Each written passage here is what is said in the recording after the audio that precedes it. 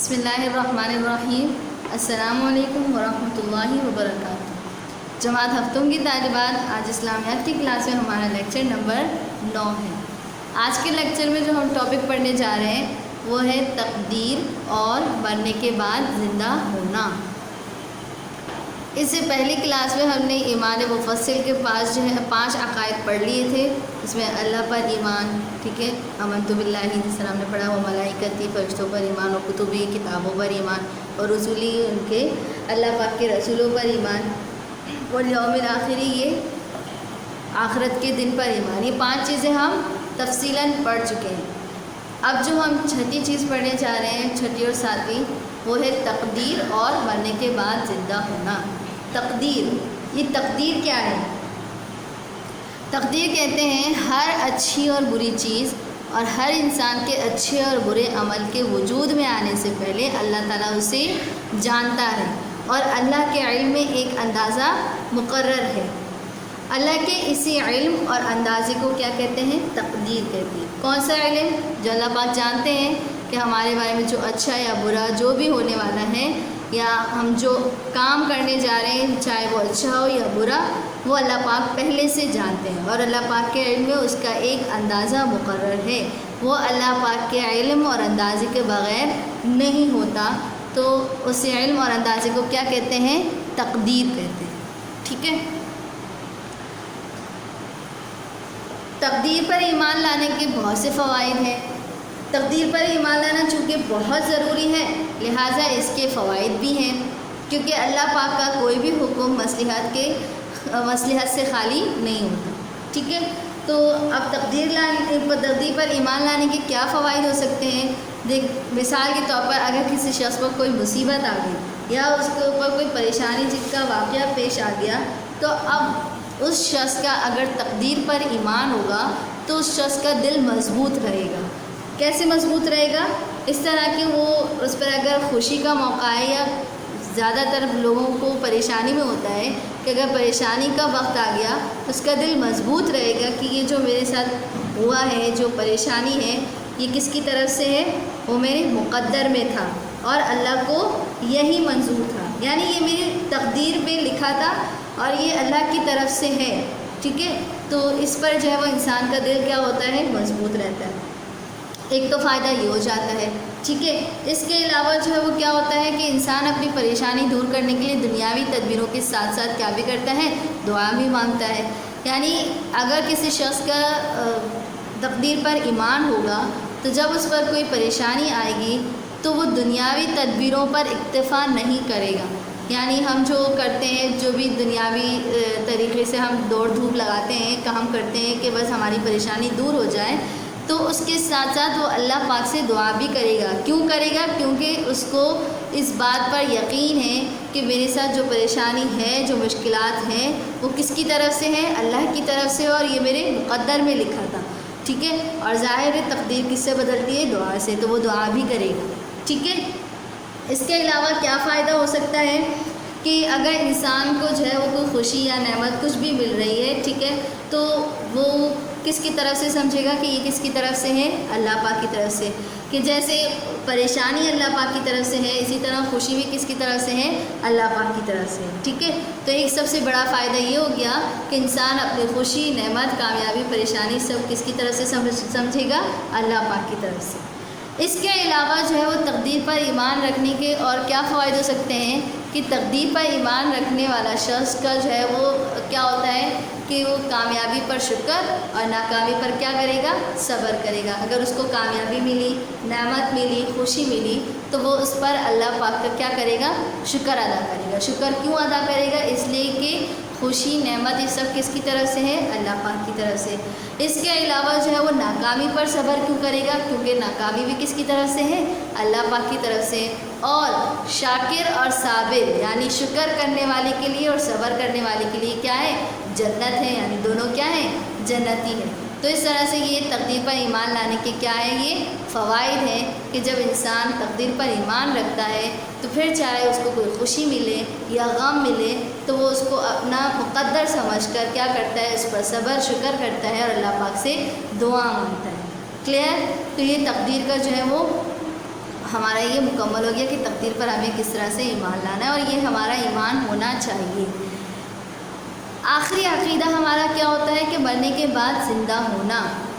قیامت والے چیپٹر میں جو ہے وہ آپ لوگ پڑھ چکے تھے کہ مرنے کے بعد دوبارہ بھی زندہ ہوں گے ہم، ٹھیک ہے، کہ حضرت اسرافیل علیہ السلام قیامت کے دن اللہ پاک کے حکم سے جب دوبارہ سور پھونکیں گے تو ساری چیزیں دوبارہ جو ہے وہ اپنی اصلی حالت میں آ جائیں گی جس طرح سے تو وہ پھیلے تھے، ٹھیک ہے، اور تمام کے تمام انسان جو ہے وہ کیا ہو جائیں گے، زندہ ہو جائیں گے۔ یہ ہمارا عقیدہ ہے، ٹھیک ہے، اور مرنے کے بعد دوبارہ زندہ ہونا یہ ہمارا عقیدہ ہے، ٹھیک ہے۔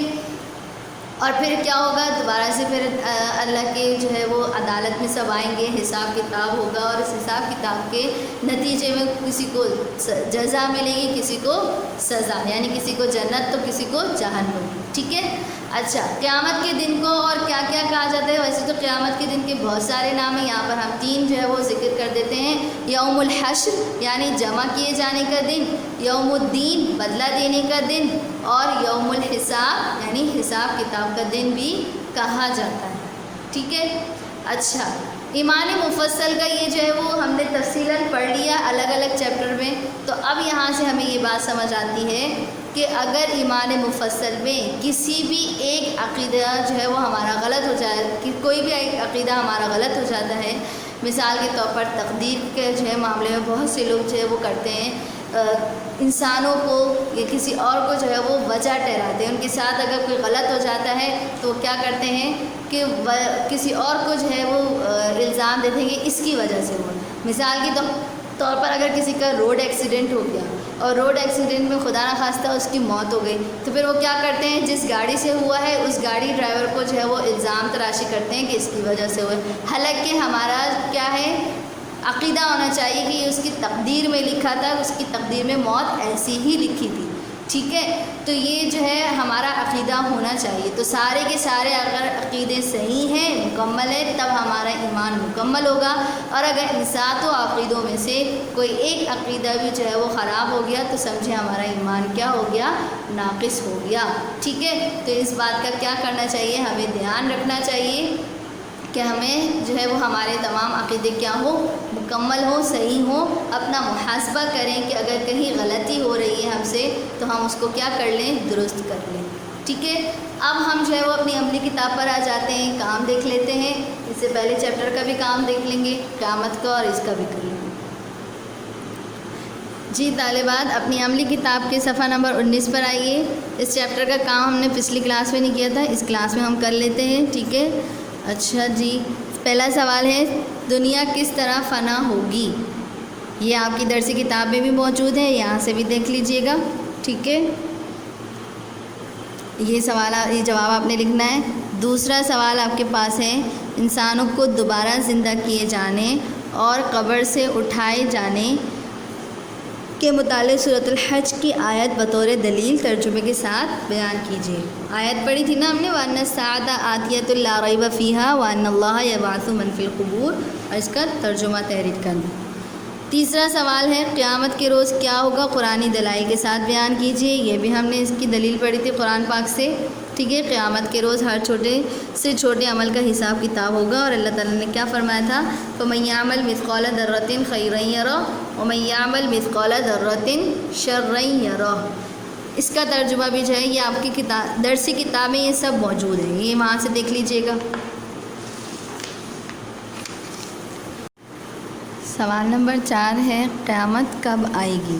اپنے جواب کو دلیل کے ساتھ بیان کریں، ٹھیک ہے۔ تو یہ بھی جواب آپ کو درسی کتاب میں مل جائے گا۔ آپ نے یہاں سے لکھنا ہے، قیامت کب آئے گی، اس کا صحیح علم اللہ تعالیٰ کے سوا کسی کو نہیں ہے، اور اس کی دلیل میں آپ نے یہ آیت لکھنی ہے، ان اللہ عندہ علم الساعۃ وینزل الغیث ویعلم ما فی الارحام وما تدری نفس ماذا تکسب غدا وما تدری نفس بأی ارض تموت ان اللہ علیم خبیر۔ اور پھر اس کا ترجمہ آپ نے تحریر کرنا ہے۔ یہ دونوں جو ہے وہ آپ کو درسی کتاب میں دیا ہے۔ اس کے بعد سوال نمبر 5 ہے، قیامت کی نشانیوں میں سے کم از کم 5 نشانیوں کا ذکر کریں۔ یہ بھی آپ کی درسی کتاب میں موجود ہے، آپ نے یہ 5 نشانیاں تحریر کرنی ہے، ٹھیک ہے۔ کیا ہے؟ جب دنیا میں گناہ زیادہ ہونے لگیں گے، لوگ اپنے ماں باپ کی نافرمانی اور ان پر سختیاں کرنے لگیں، امانت میں خیانت ہونے لگے، گانے بجانے اور ناچ رنگ کی محفلیں زیادہ ہونے لگیں، عورتوں میں بے پردگی اور نیم عریاں لباس پہننے کا رواج ہو جائے۔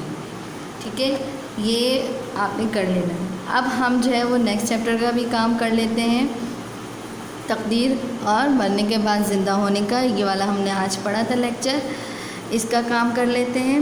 کیا ہے تقدیر کسے کہتے ہیں؟ تو یہ بھی آپ کے لیکچر میں اور درسی کتابیں موجود ہے۔ ہر اچھی اور بری چیز اور انسان کے اچھے اور برے عمل کے وجود میں آنے سے پہلے اللہ اسے جانتا ہے اور اللہ کے علم میں ایک اندازہ مقرر ہے۔ کوئی بھی اچھی اور بری چیز اللہ کے علم اور اندازے سے باہر نہیں ہے۔ اللہ کے اس علم اور اندازے کو کیا کہتے ہیں؟ تقدیر کہتے ہیں۔ یہ تعریف آپ نے لکھ دینی ہے۔ سوال نمبر 2، تقدیر پر ایمان لانے کے کیا فائدے ہیں؟ یہ بھی آپ کی کتابیں موجود ہیں، پورا اسی طرح سے آپ نے لکھ دینا ہے۔ تقدیر پر ایمان لانا بہت ضروری ہے اور اس کے بہت سے فائدے ہیں۔ مثلاً کیسی ہی مصیبت یا پریشانی کا واقعہ پیش آ جائے، انسان کا دل مضبوط رہے گا کہ میرے ساتھ جو پیش آیا ہے وہ میرے مقدر میں تھا اور اللہ کو یہی منظور تھا، اور جب یہ اللہ کی طرف سے ہے تو اللہ ہی اسے دور کرے گا۔ اور جب انسان کا تقدیر پر ایمان ہوگا تو وہ اپنی پریشانی دور کرنے کے لیے دنیاوی تدبیروں کے ساتھ ساتھ اللہ سے بھی دعا مانگے گا۔ اسی طرح جب کسی انسان کو کوئی خوشی اور کامیابی ملے گی اور اس کا تقدیر پر ایمان ہوگا تو وہ اپنی خوشی، نعمت اور کامیابی کو اللہ کی جانب سے سمجھے گا اور اس پر فخر اور غرور نہیں کرے گا۔ ٹھیک ہے، تو یہ آپ نے لکھ دینا ہے۔ سوال نمبر 3، جس دن حساب کتاب ہوگا اس دن کے اور کیا نام ہے؟ یعنی قیامت کے دن کے اور کیا نام ہے؟ یہ بھی آپ کو میں نے بورڈ پہ لکھوا دیا تھا۔ جس دن حساب کتاب ہوگا اس دن کو یوم الحشر یعنی جمع کیے جانے کا دن، اور یوم الدین یعنی بدلہ دینے کا دن، اور یوم الحساب یعنی حساب کتاب کا دن، ٹھیک ہے، کہتے ہیں۔ یہ آپ نے تحریر کرنا۔ تو یہ جو ہے وہ آپ کا کام ہے، آپ نے اپنی کاپی میں اسی طرح سے یہ کر لینا ہے۔ آج کی کلاس یہاں پر مکمل ہوتی ہے، اگلی کلاس تک کے لیے اجازت دیجیے۔ السلام علیکم۔